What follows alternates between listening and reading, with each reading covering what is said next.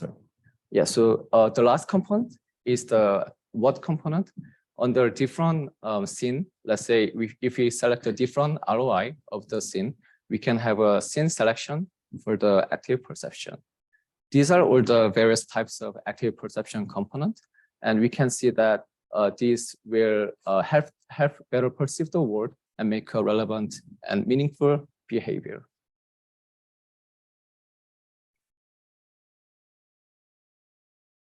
Then why do we care about multi-robot systems?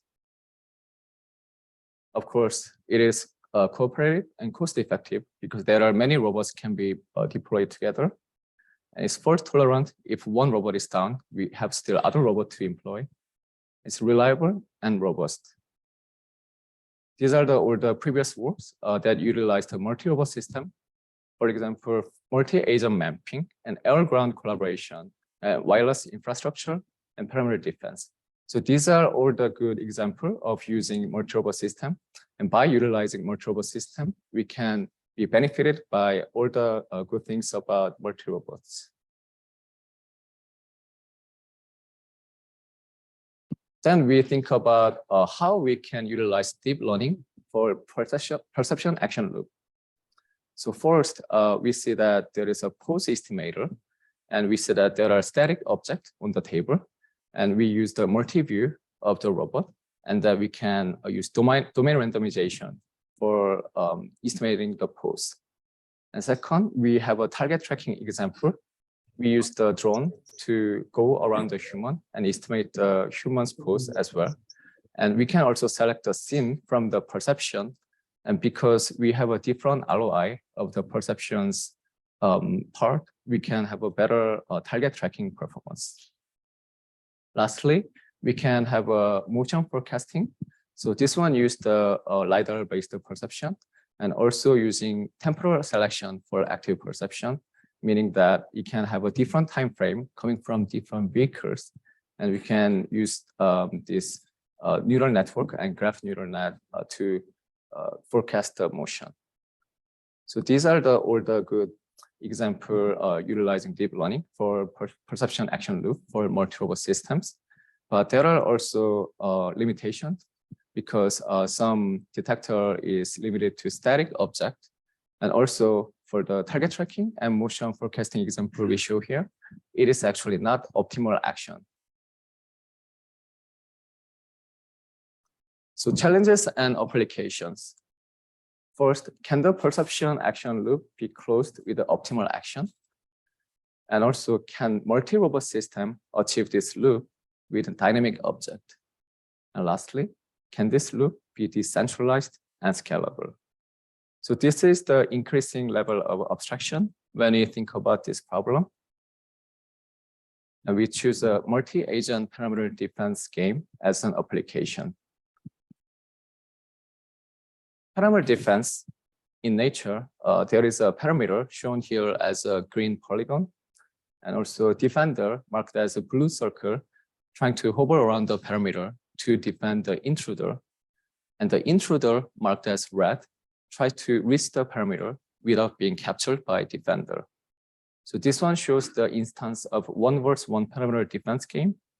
And we think about this problem as application because in nature, defenders must perceive intruder and execute the optimal action.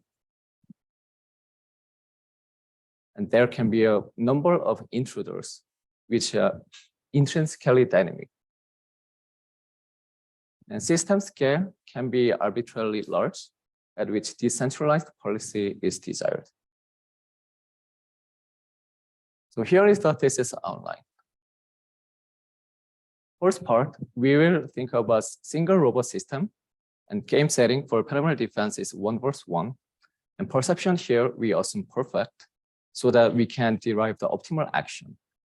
And active perception component here is how, which is sensor alignment, because as both agent approach to the parameter, you can think about aligning sensors, and then they can better perceive the agent each other. Second part is the centralized multi-robot systems. Here we have a 2 versus 1 setting where there are 2 defenders defending the parameter with for the one intruder. And perception is global here because the two defenders share the global knowledge of estimating pose of the intruder. And we say it's a centralized action because they have a perfect communication, which we assume, and they have a relevant deep learning technique for pose estimator. And this one we can think as a viewpoint selection because different defenders allow the multi-view perception, and selecting which part of the perception from each agent is a relevant question for this setting. And last part, we now extend this to decentralized multi-robot systems where we have an n versus n game setting. And we say the perception is local because we have a threshold distance where one defender, as you can see in the figure, the blue defender has a limited perception angle and also distance. And also we have a decentralized action because each defender has a relevant behavior based on its local perception and communication. And communication also can be shared by some other agent within threshold distance. We say that this is scene selection portion of active perception because which communication information coming from nearby neighborhood is relevant question for this setting. And we use deep learning for action selection where we have a decentralized multi-robot systems.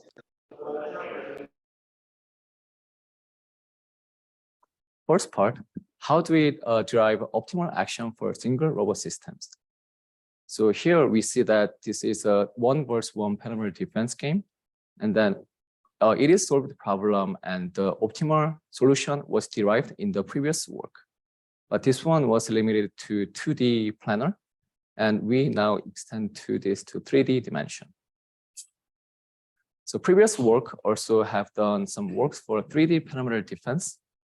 There are 2 defenders versus 1 intruder, or 3 defenders versus 1 intruder, and also heterogeneous multiplayer. For the limitation for the previous works, their problem setting was limited to planar parameters.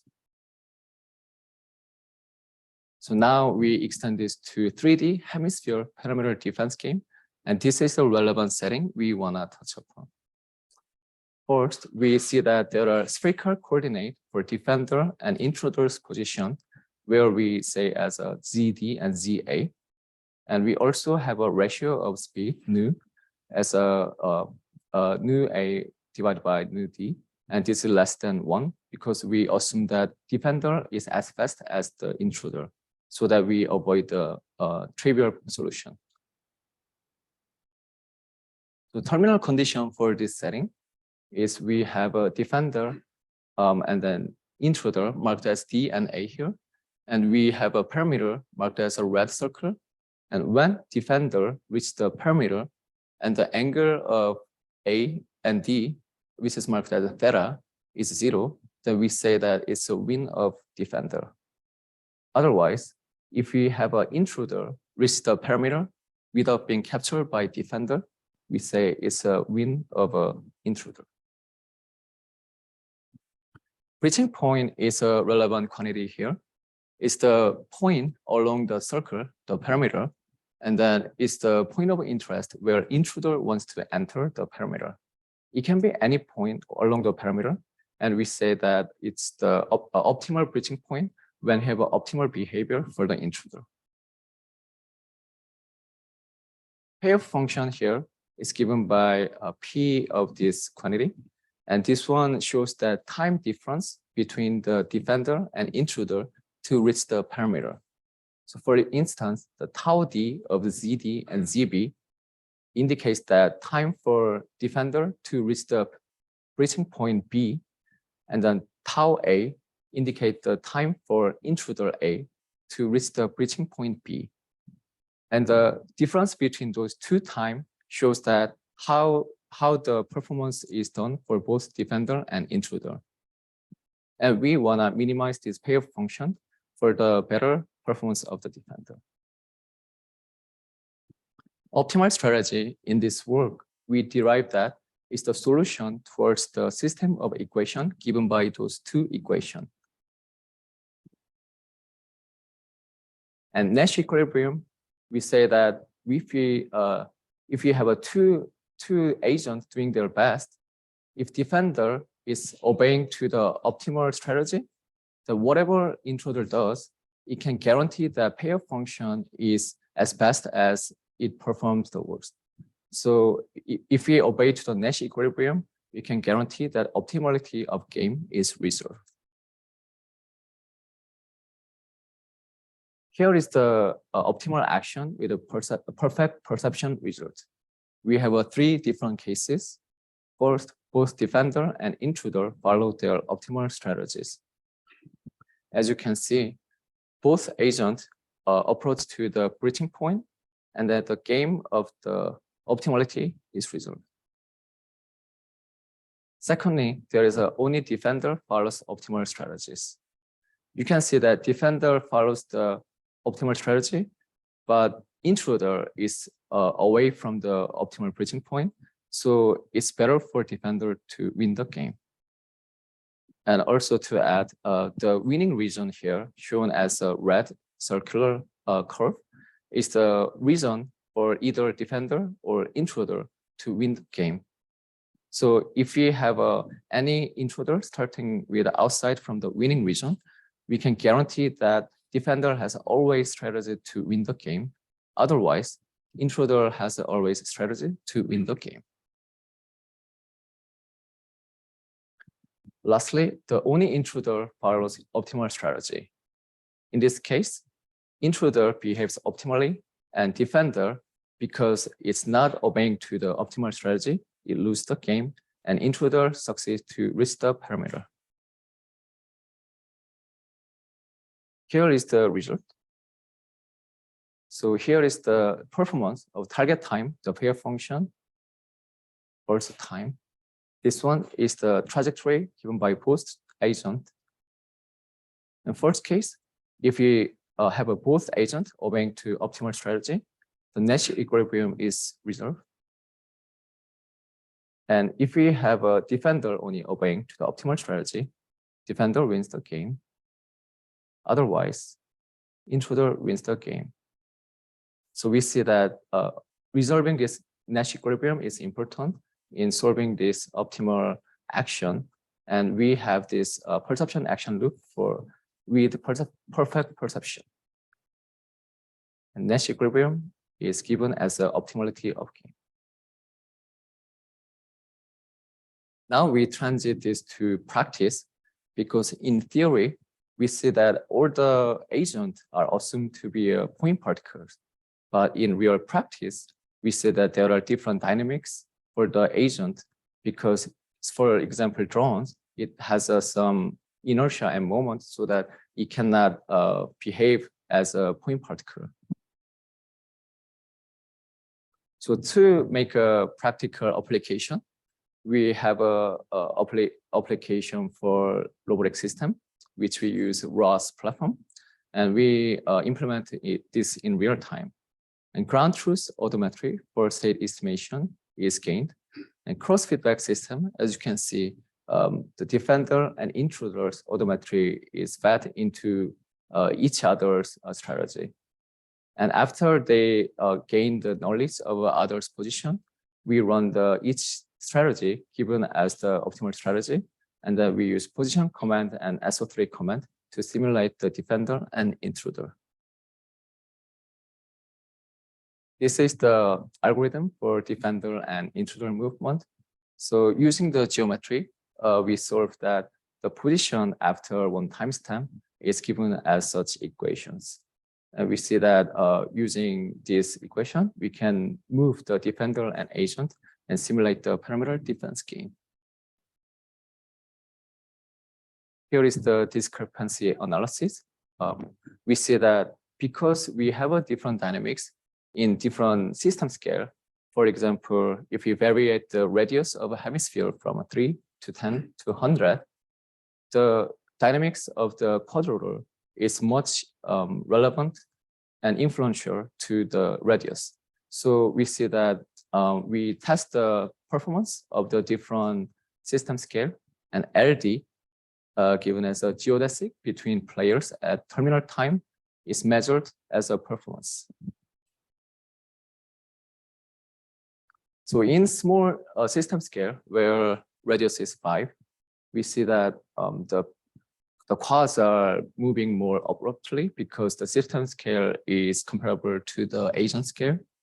So we see that the graph for the position for the both agents are given as those curves. The LD is also measured. When the system scale is big, we don't even see the quadrant here, but I see that there is a dot moving into the parameter. So this one has a bigger scale. So it has a different dynamics relevant to the parameter scale. So LD at the end of the game is also measured. What is LD? LD is the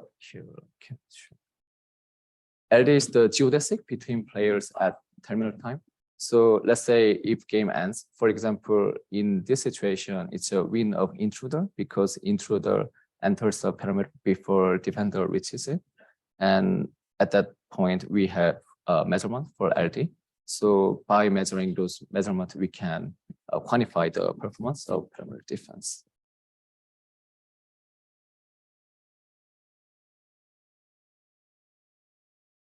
So here is the result for discrepancy at large scales. So as you can see, the theoretical result marked as red is much different from the actual practical result. So we conclude that based on this result, to cope with this discrepancy, studying perception action loops for multi-robot system is much desired and unavoidable. Because if we have a larger scale where there are multiple robots, we see that there are discrepancy along the graph. So that's why we now want to change our attention to multi-robot systems. Summary for single robot system, we have optimal action for single robot system for single agent parameter defense with a point particle assumption.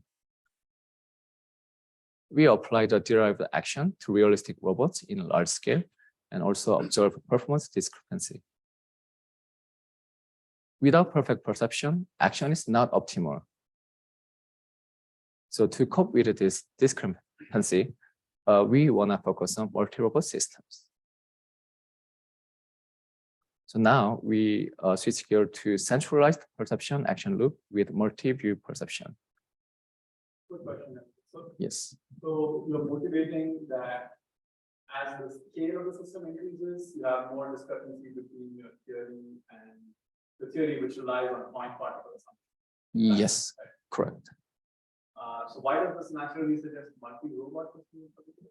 So yeah, I agree that it might not be directly relevant, but I argue that because there is a discrepancy between one robot and multi-robot, it's not satisfying to just study single robot. That's why I suggest that studying multi-robot is better in terms of understanding the entire perception action loop as a holistic view.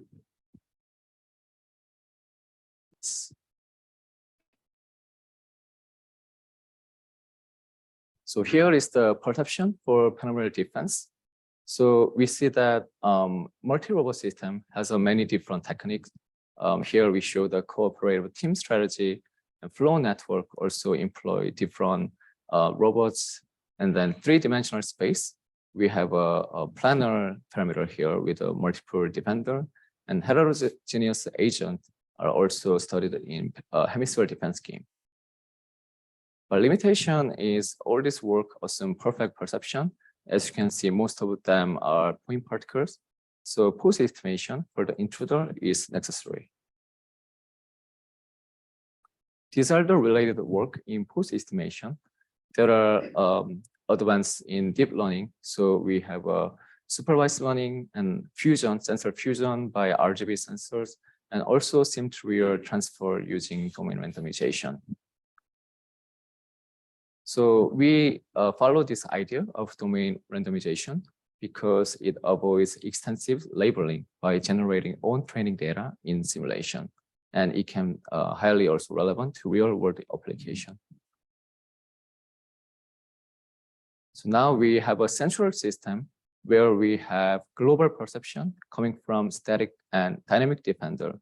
So here we see that dynamic defender hovers around the parameter, and static defender also have a different perspective of perception, seeing the intruder coming to the parameter.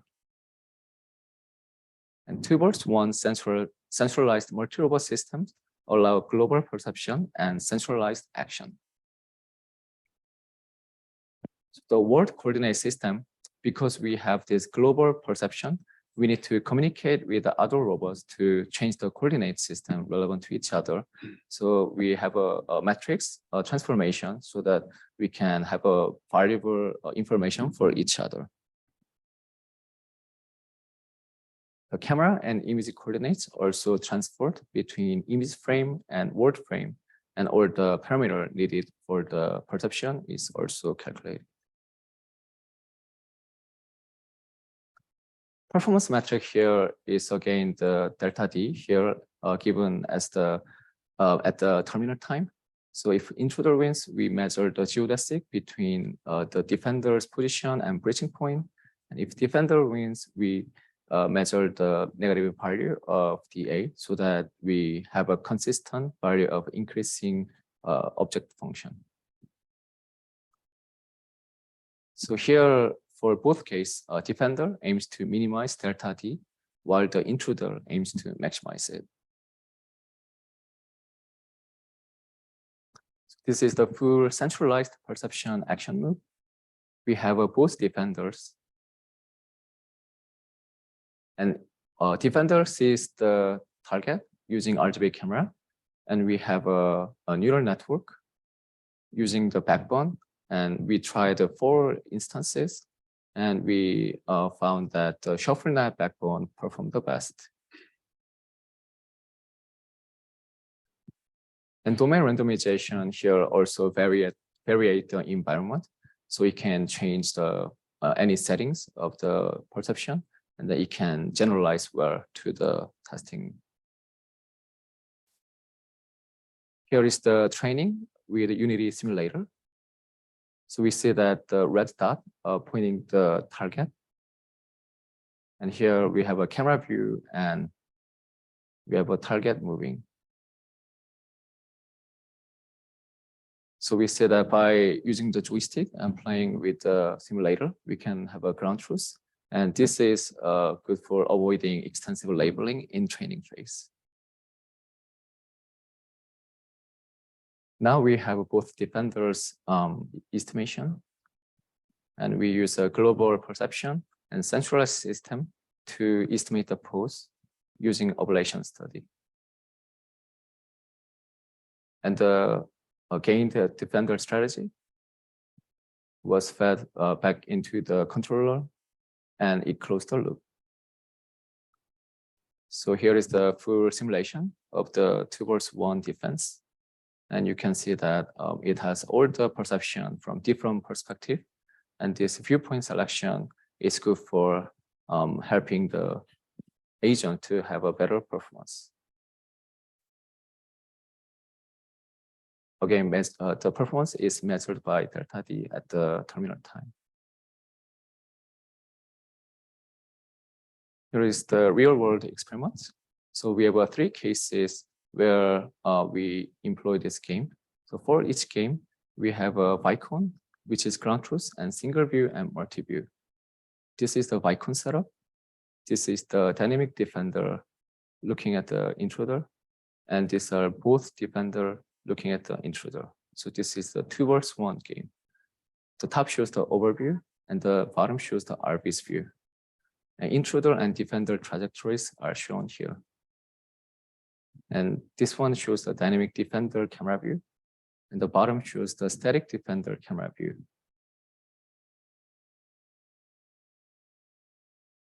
So for game 1, you can see that all the intruder obeys to the same trajectory so that we can have a comparable experiments. And we see that the Vicon setup, we have a perfect strategy for the both defender and intruder. But for the single view, we see that Yeah, the drone is sometimes having hard time detecting the drone. The multi-view also helps the other agent. So we can see that actually second case, it fails to capture the intruder because single view sometimes lose the perspective of detecting the intruder. But using the multi-view, we can see that the static defender helps the different viewpoint perspective, and it actually helps the dynamic defender to capture the intruder. So these are the resulting graphs. In this case, the drone detector you're using Yes. are the ones you trained. Yes. They transfer without moving to any. So first time I only used the simulator and then tested in the simulator setup. And then after I revised the work, I actually add the real world part. So actually I extended the training set, but the network are exactly the same.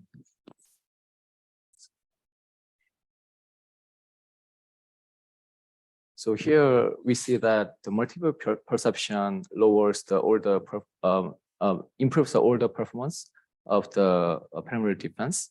And then given as a delta D here, we see that multi-view perception is closer to the ground truth performance, which is given by Vicon data.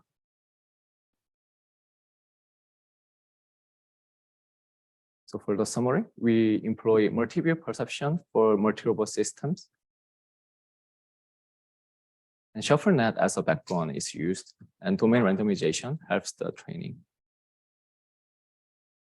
We tested this in both simulation and hardware experiments, and multi-view perception outweighs single-view perception. Future direction will focus on working with multiple dynamic defenders with communication, and we want to consider decentralized perimeter defense. So last part here is focusing on decentralized perception action loop with graph neural network. These are the related work in decentralized systems. We can use the graph neural network for flocking and path planning and target tracking. So the benefit here is if we have a local perception from the one agent perspective, we can still communicate with the nearby agent and extend it to the multi-robot systems scalable performance. So we here utilize a GNNs because it captured the neighboring interactions and allow generalization to previously unseen scenarios. So this is the setup for our multi-agent perimeter defense game. We hope to learn a mapping from defender's local perception and the communication graph to defender's action. So we can see that the defender has local perception here. So clearly, no one has a perfect perception, but by sharing the information with the neighboring agent, it can have a better perception. And communication graph here also shows that it can connect to the nearby agent for better perception. So these are the full perception action communication loops. So here is the perception module for defender. One defender has a nearby defenders with a communication, and relative defender position is gained. And also one defender can see multiple intruders coming into the perimeter, and relative intruder positions are also gained as a perception input. And those inputs are fed into the feature extraction phase and going through multi-layer perceptron. And also we have a communication graph given as an adjacency matrix. We feed both of the information to graph neural network for learning and planning phase. This can be a 1 or 2 hop.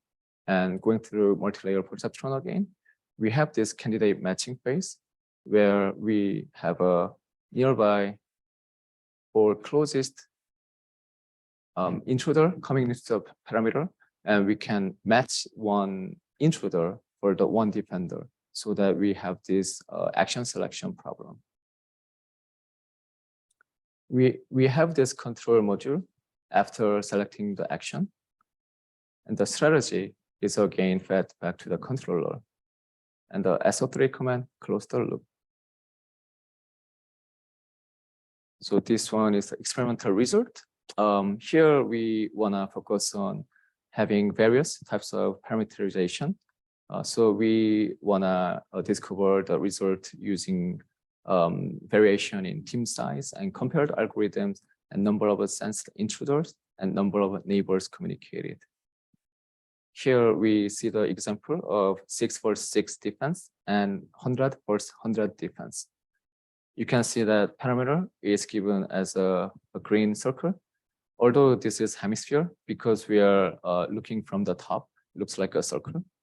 And defender, when it captured the intruder, we mark as a X mark.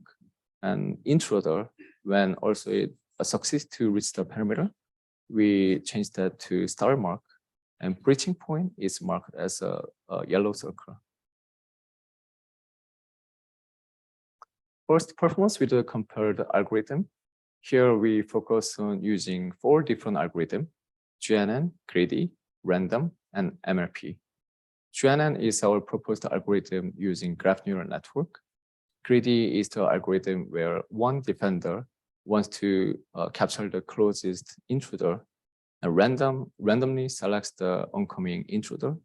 MLP is the one that actually using the portion of graph neural network where we have only multi-layer perceptron portion, so that we wanna see the performance of GNN and how it's better than other network.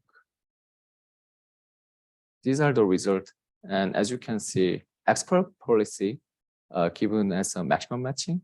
So maximum matching is brute force search where we consider all the possible actions of the defenders, and since it's really computationally heavy, we only can have an expert policy available up to team size 10.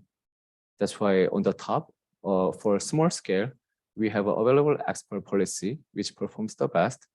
But for the bottom, where we have a large scale, we don't have any available expert policy. But we see that GNN performs closer to expert policy in small scale, and it can also outweigh all the other algorithms. MLP is performing okay for small scale, but in large scale, it fails because it doesn't have a scalability. But GNN is comparable to expert policy, and we see that it's much better than other algorithms. Very good question. Yes. Does the MLP have access to, when the MLP is acting on each individual node or each individual agent, does it have access to the field of view of the other agents in your system? Or correct. Yes, correct. So MLP also does have access to the nearby defender's perception.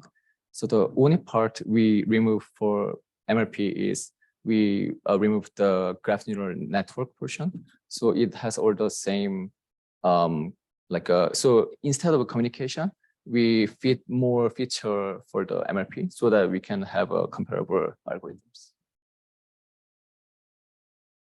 So our proposed network can be trained at a small scale and generalized to large scales. So here is the visualization result. We see that GNN performs good comparable to expert policy. This is 10 versus 10. Again, GNN performs the best, and other performs the worst. This is the large scale result. Again, GNN performs the best. And this is the very large scale result, 100 versus 100. Yeah, and GNN performs the best, and MLP performs much worse. Okay, so here is the result for overall performance with the GNN. So we have a different axis here. X is team size, Y is number of sensed intruder, Z's of the performance. So we see that the more neighbors, here we have a surface marked as a different color. It's clearly distinguishable that all the surface with more neighbors performs the best. And we can generalize this saying more neighboring communication is for better performance. And intuitively, it makes sense. And second trend we see here, if we look at the portion of the surface, when team size is very small, we see that good communication, meaning that number of neighbors are big, better perception, meaning that number of sense intruder is big, then it is a better performance. But we see that marked as a circle here, it has a different tendency. And we see that this might be due to when we have a small neighbor available, let's say one neighbor, then better perception may not help much, because if we have a no close neighbor, then we don't care if there is a better perception, and performance may be actually reversed. So we see that good communication with a better perception will lead to the better performance. And also the last trend here, we think about the degraded perception, where number of sensed intruder is pretty small, but we have a better communication with more neighbors with a different surface, then we have a much better performance. So curve here looks like it's not linear, but it's also getting much higher performance as the team size increases. And this one actually shows the trend that trade-off between perception and communication, where we have a very bad perception with a small sensed intruder, but more communication is actually helping the performance. And as the team size gets bigger, the performance gets much better. But this one is not true when perception is good. But for the degraded perception case, we have this trend.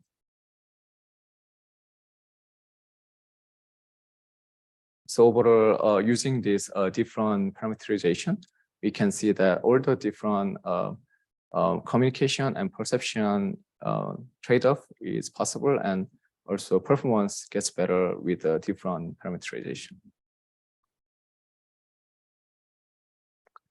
So for the summary, we propose GNN-based decentralized multi-robot systems, and it can generalize to large scales in solving multi-agent perimeter defense problem.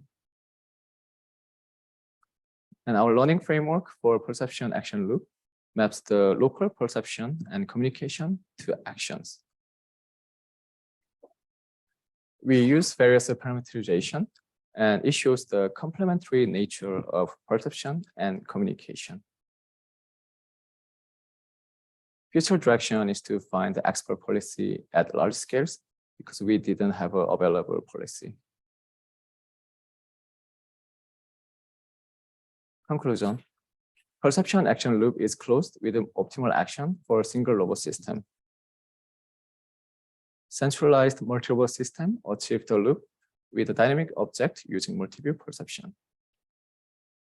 And it also utilizes GNNs for decentralized multi-robot system with scalability.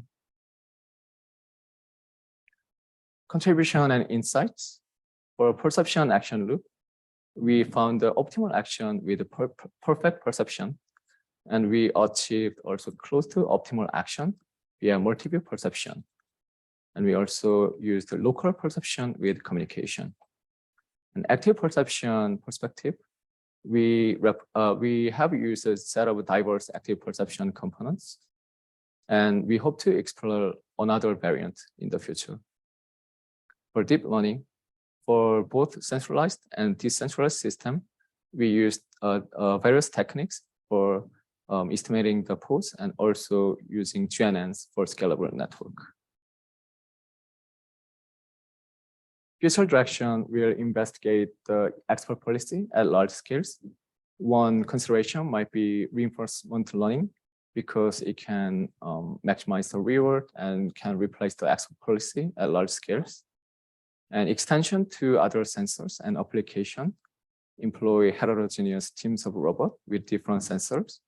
And it can have a sensor fusion-based perception action loop. And the loop also can be applied to a wide range of other applications.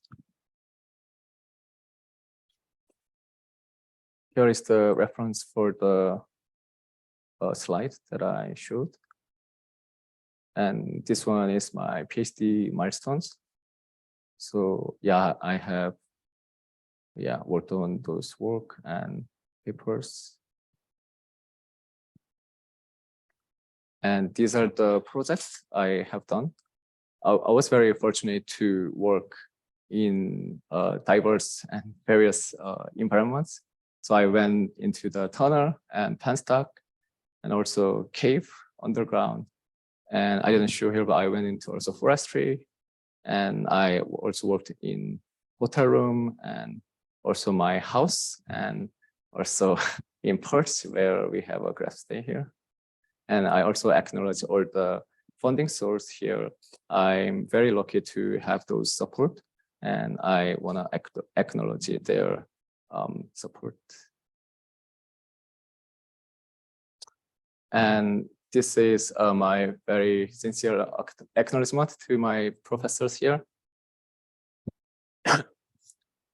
Very fortunate to have Vijay as my advisor. He's a good counselor because even through my hard time, he also gave me advice that family is very important compared to academics. And Giuseppe here is joining through the Zoom. He welcomed me in the visiting weekend and he bought me the gelato ice cream. That was the beginning of my PhD journey. And I was very lucky to have him lead my first project for perception challenge on the radioactive noise. And thankful for CJ Taylor here. He was a best leader for our DARPA challenge. And yeah, this is the best crew for our team. And I had a lot of fun working together and many nighters. And yeah, we also crashed many robots to the tunnel. And it was a fun experiment. And also very thankful for Daigo.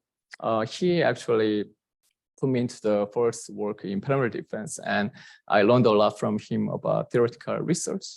And thankful for Dinesh, because his expertise in active perception actually changed my thesis into this field of research. And I also learned how to become a good researcher from him, aside from academics as well. Very thankful for Alejandro. I really enjoy him pushing me to the limit. And he always gave me advice about critical thinking and become a good research practice for implementing the problems. And special thanks to also Li Fangzhou, my collaborator. He always was there to talk and just review any work I was doing. And thankful for my lab mates. You guys are the best. I mean, yeah, you guys are having all the expertise in different areas. And I cannot imagine just doing what I have done. And I believe that, yeah, all the lab mates support me and through either experiments or just random talk or just pulling neither together for the deadline. So I'm very lucky to have these lab mates. And yeah, I really appreciate all your help. And also, yeah, talking about all the coffees I drank overnight. And yeah, those are my moment about my PhD for my milestone. Thank you to my roommates, Ian and Kenny. And yeah, they were always there at our home, just sharing our lives and having roomie night every week. And we have named our chat room as a Raspberry Fudge because we always had this ice cream fudge at roomie night. Thankful for my friends. First picture is our CCC members, Dongi and Mark. We are the older robot PhD people. Dongi from MIT, Mark from CMU, but we always had a secure the time together to travel and talk about a lot of robots, and also thank for other friends in my life coming from different area. Thank for Emmanuel. I have served my Korean church for years, and all the groups I met, your prayers are all the best. And to name Where's of Heaven, Phillyman, 건강순, 파송순, 가족순, Praise Team, Book Club, and 지웅순. So I appreciate all your support and prayers, and those people help me to realize there is more than just academics.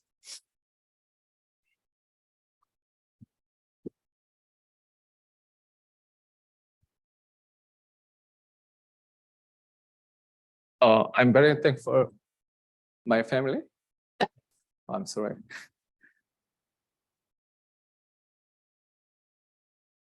Yeah. Yeah.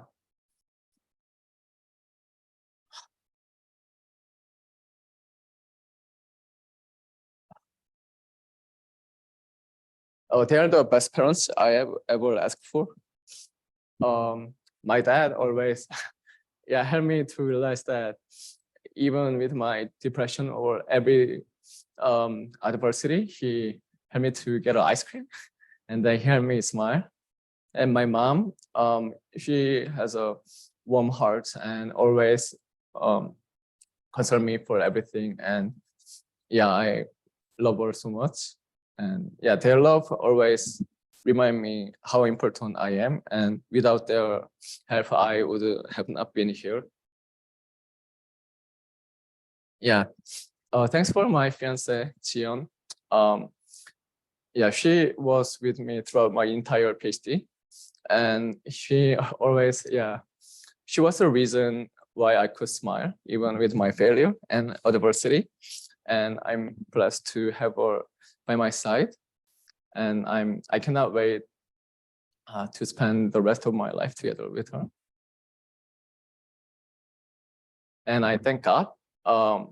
Yeah, without God, I would have failed my journey. I'm very weak, but you are strong, and I'm hopeless, but you are faithful. Yeah. So you give and take away, blessed be the name of the Lord. So I believe that this PhD is yours. Yeah, thank you for your attention.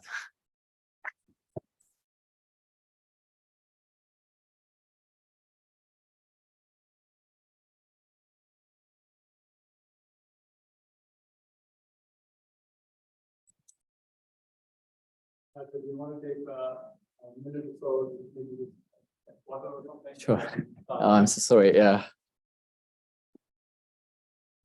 After that, we take that from here and on Zoom, if you have questions. Maybe there are a couple of answers from the chat. Yeah, questions from the general audience. If not, then I guess I need that to accept. Oh yeah, that's true.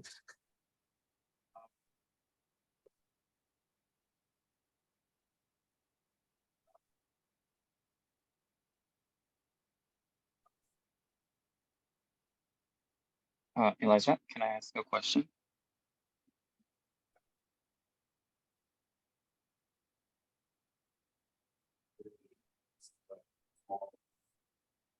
Yes.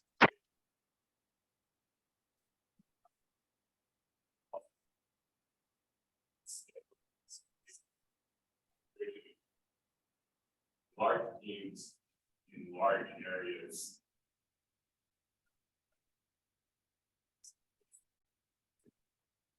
Yes. Yeah. Thank you for the question. So yeah, as you said, in small scale, we have a more dense problem because if you have like 5 robots and the scale is small, then they are mostly like close by. But if it's a large scale, it can be the case that most robots are skewed to the one side. So it has a different dynamics. So when I run the experiment, I try to generalize the problem. So I randomized the setting for the initialization, and I took an average about I think it was 20 experiment. But as you said, in large scale, and some case it has a degraded performance for other algorithm, because if you have some initialization skewed to the one side, the performance is very bad if we have a, let's say, communication from one robot on the one side, but everyone else is far away, then it has no communication available. So as you said, the density plays the good role here. And I try to generalize that by randomizing the initialization. But yeah, I think it's a good parameterization if I can add later, like how to change that type density problem.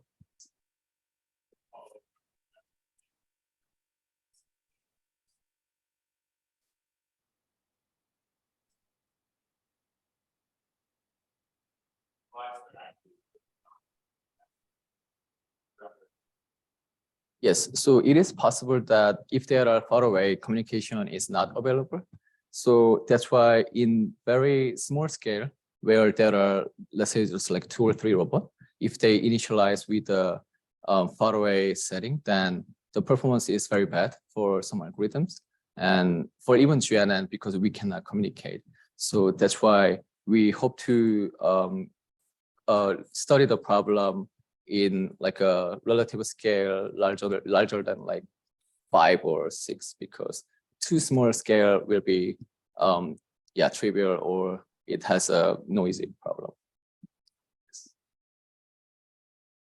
Thank you for the comment. I was curious, a lot of metrics were like, given these team sizes, your percentage of improvers that get in. And I was curious if you think the best performance that your strategy saw with those metrics would also transfer to the metric that's like, given a number of intruders and a desired like confidence, or desired average intrusion rate or something like that, here's the size team I need to get. Right. So in the scope of our research, we focus on the same number of intruder and defender. So yeah, it is a limitation, because we assume that when one defender captures the one intruder, we assume that both are consumed. So ideally, there are also other valuable research where they have like turret so that it can keep killing the intruder. So those are different settings. And yeah, but for the scope of this research, we assume the same number of team size every time.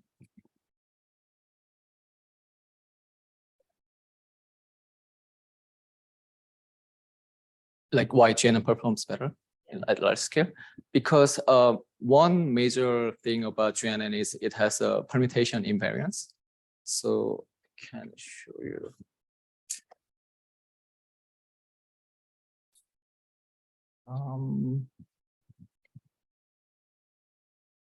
Yeah, so here we can see if you have a limited local perception, when more intruders are coming in, the action selection part, the naming of the 1, 2, 3 can be changed for the different drones. So it can be generalized to the problem setting where we don't have a static local number. So let's say the red drone here changed the number from 3 to 4 to 5. So based on the local perception, we have a different generalization. And GNN in general, it has a permutation invariance, meaning that you can change the cyclic of the numbering the node of the GNN. So it can generalize better in large scale, where like most MLP fails to deal with a large scale problem. Yeah. So greedy is looking at the local perception view and then just following the one with the least distance, or I would say least payoff function. Yeah.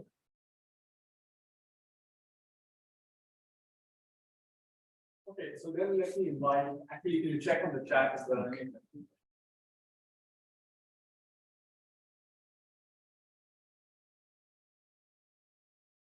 So the question is, what would be my approach to There might be more questions.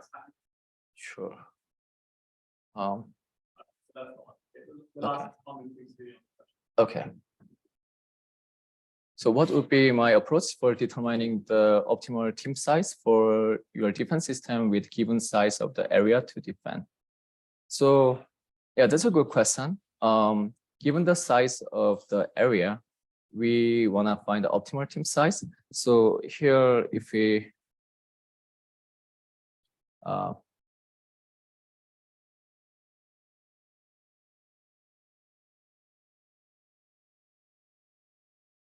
so here, if we look at this graph,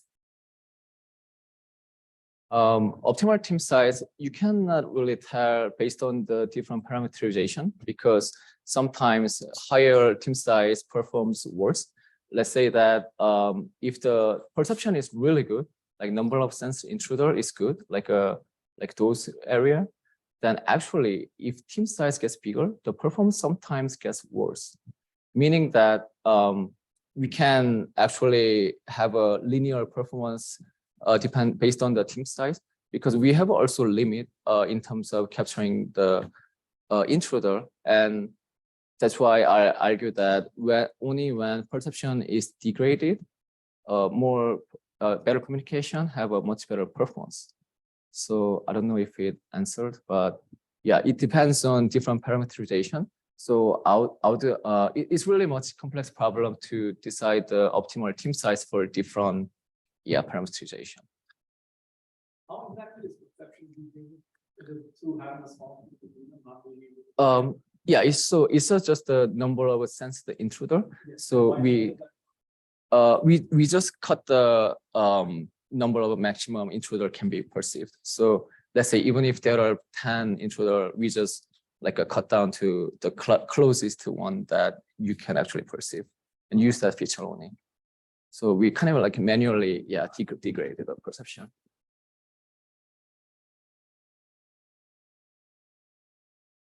All right, so maybe let me invite the external committee members, starting with, let me go with Giuseppe. Do you have any questions, Giuseppe, to ask in the open audience setting? And if you choose to, you could also choose to withhold some questions for closed room session. And could you, Elijah, can I ask you to move the window with the external committee members over so we can not see them? So should I stop share? So maybe just just one. Then if I have more, I can. So I leave time for other people, and then maybe I can ask in closed session the other. So one question was related to the last part. One of the goals of the thesis seems that you want to close the gap between what's happening really in simulation and so on with the real world robot. So I was wondering, in the scheme that you show in the last part, basically you select your actions at the planning level. Was there any drawback in going deeper into the control level of the robot to further close the gap? Why did you stop at the planning? Is there a specific reason, or you think it's just the abstraction just doesn't work if you want to go at the lower level controller? Right. So that's a good point. And then I believe that the end goal should be, as you said, going into the low level controller, let's say for using end-to-end learning, and that might actually improve the performance. But in that case, I would say optimizing the a low level, a flat output control, and that's much harder than a action selection problem. So that's why we focused on action selection part for now. And that gives you the a task assignment, which defender is defending which intruder. And since we already have solution for 1-versus-1 single robot system, we just implement on top of it. And yeah, but as you said, in the future, we hope to collect all the problem and then make it as an end-to-end approach. Okay, great. Maybe I'll let Daigo, then if there is more time, I'll ask more in the closed session. Thanks, Giuseppe. Let's ask Daigo, do you have any questions or? Sure. Yeah. Maybe I'll also stick to my main question. So Elijah, I think closing the loop with optimal action, I think that was one, first bullet point you had at the beginning. Yeah, I was wondering, if you had any, to me, I think the first two works that you showed with 1 versus 1 scenario and the other one was basically, motion control aspect and the sensing aspect were sort of decoupled, right? I think the third multi-agent aspect, I think that part you had a little bit of sort of coupling between, what motion you want to do for the purpose of intercepting intruders and what motion you want to do for the purpose of sensing the intruder. So can you comment on what kind of sort of trade-off or any behavior you've observed from your approach as one thing? And secondly, if you were to do, actual, closing of the loop, meaning, solving coupled sensing and pursuit problem, what needs to be done, or if you have any insights or ideas in tackling that problem. Could you repeat the question? Okay, so the first question is because it seems to have a decoupling between the perception and also action when we actually capture the intruder, because defender sometimes has to have different perception. How do we deal with those problems?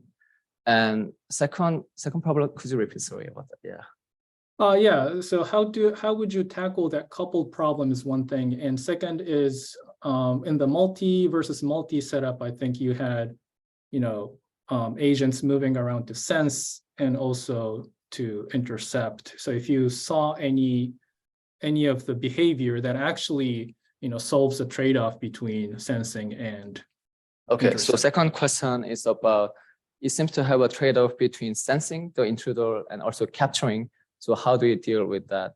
So to answer the first question, it is, I think it is worthy to explore the perception-aware planner, or because we actually assume the perception is available for given local perception.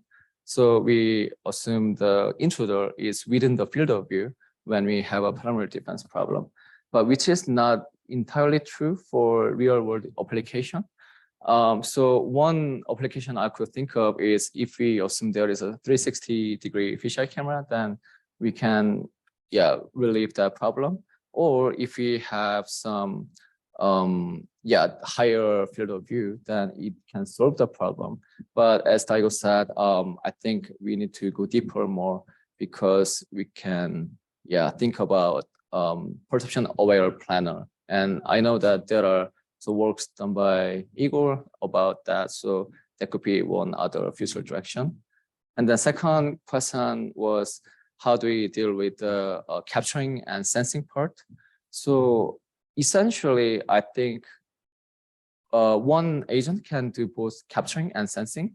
But for our second work, we segregate those two agents because, to be honest, it was a real hard to implement 3 quad at the same time, like a real hardware. So it was not easy to use the both dynamic part. But also we have a set of baseline approach that if we have a different technique for sensing and capturing, we can extend that problem to large scale where we have other like infrastructure for only for sensing and also other dynamic defender just going for the capture. So I think it's more for the scalability when we consider large scale so that we can decouple the problem. So to sum up, I think both approach might be okay and reasonable because different setup allows the different purpose of the defense setting. And ideally, if every agent has a capability of censoring and capturing, I think it's better. But if not, then if you have a general like a one high building or like a big robot with like a large capacity of like a LiDAR based or higher like sensor compute, then I think it's also good in terms of giving the better local information or perception information so that the dynamic defender can capture the intruder better. So I think that can be both application possible. I don't know if, yeah, it makes sense. Okay, thanks. Daigo, would you like to follow up or shall I move on? Yeah, I think for the looking at the time, I think I will, yeah, let other committee members go. All right, thank you, Daigo. I'll come to Alejandro next.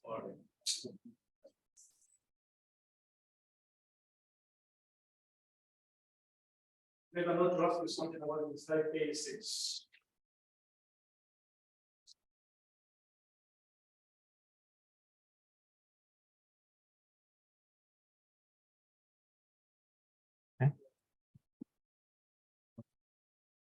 Did I share screen?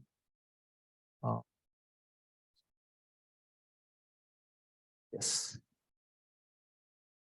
That's 92 is.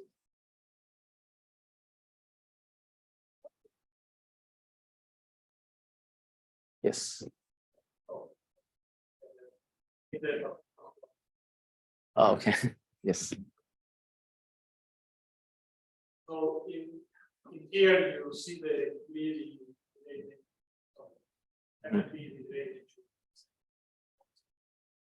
How is the greedy algorithm trying to? Right. So for the greedy, I didn't train the network for greedy, but we actually, given the large team size, we just picked the one with a small payoff for the given defender. So yeah, we didn't train the network. I don't understand. How is that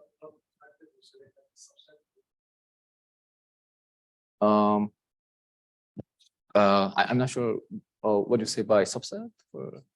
I still don't understand. How to do the training. Oh yes, yes. Okay. Oh, I see. So for the MRP, we actually have a same network we use for GNN. So we actually trained again with the network without the GNN portion, and then we use the expert local MRP. Yes. Yes. Right.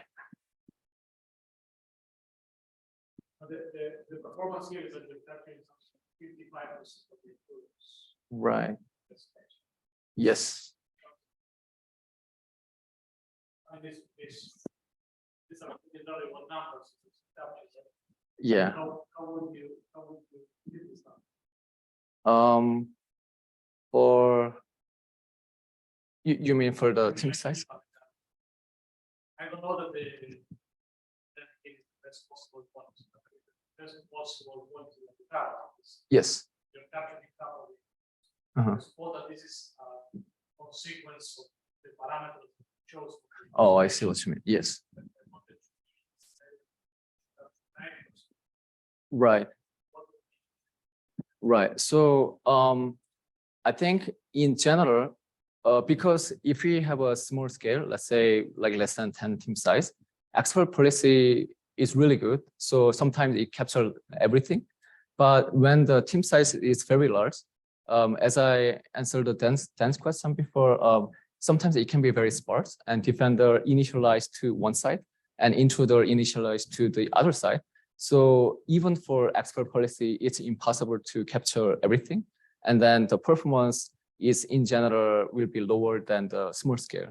So that's why I think GNN here capturing about 55% is not too bad, because if the scale is very large, based on the initialization, again, I randomized all the initial configuration. I think it's okay to capture some portion of it. And for the expert policy also, I think it cannot capture like higher than 780. That's my assumption. If we have all the brute force algorithm running, because sometimes even with given the initial condition, capturing everything is not possible.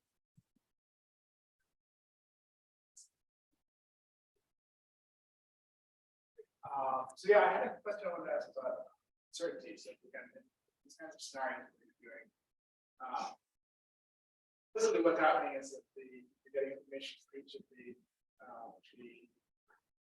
drones about the position of the intruders. And as you mentioned, that estimate's going to have errors in it. You already mentioned one way that you can get information to sort of cut down on things. More generally, you'd expect something where you're able to estimate the bearing pretty well, but the range poorly, or usual things. Right. Which I think is there.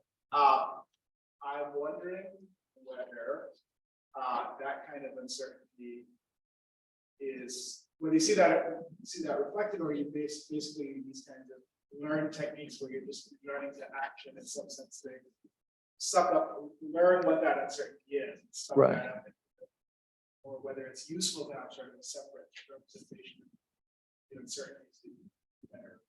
Right. Yes. So yeah, those are good points. So when I was thinking about this intruder pose estimation, I was thinking about should I kind of like a your pitch and roll and like other like filtering method from IMU. So the reason I go with like a 3D position itself was the optimal solution for the perimeter defense game for given timestamp is only based on the position of the drone, not the orientation, because we have a assumption that, so that's again point particle assumption, but we assume that it's always decided given the timestamp, always we know which one will win if both of them obey to the Nash equilibrium or optimal strategy. So that's why we try to focus on the one time instance, but I think, yeah, I believe looking at the sequential movement and tracking will actually have a key roles in like a different like pose estimator or your pitch and roll and other dynamics. And I think that also goes back to the question Giuseppe asked, and like an end-to-end learning will solve that problem if we focus on like a different dynamics for like a low level scale. So, but for the scope of research, I decided to go with a 3D position because that's relevant for the timestamp for the Nash equilibrium. Okay, I'm having the time, and I know that I want to make sure that the external community members in particular also get to ask questions in the closed room. So I'd like to thank the audience for being very engaged and participative, and also ask you to could you make sure that all the folks on Zoom as well, and also please stop recording. Okay.